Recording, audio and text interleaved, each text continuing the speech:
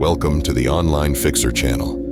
In today's video, I'll teach you how to recover saved passwords on Android or any other phone through Google Saved Passwords easily, without wasting any time.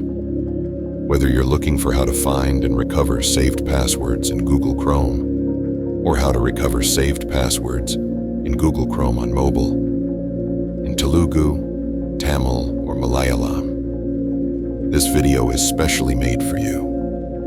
Follow me to my screen and let me show you how to get a saved password on your phone. Now, navigate to your phone settings, and in the search bar, type Password Manager. After loading, it will pop up with Password Manager. Click on it. It will then ask you to input your password, fingerprint, face lock, or whatever you normally use to unlock your phone screen. Go ahead and unlock your phone. After unlocking your phone screen, you will see all the passwords that have been saved on your phone. Just select the website name you're looking for.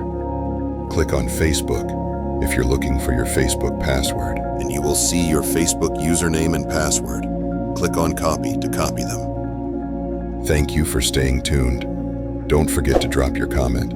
Give this video a thumbs up, subscribe, and turn on your notifications so you don't miss my next video. Bye.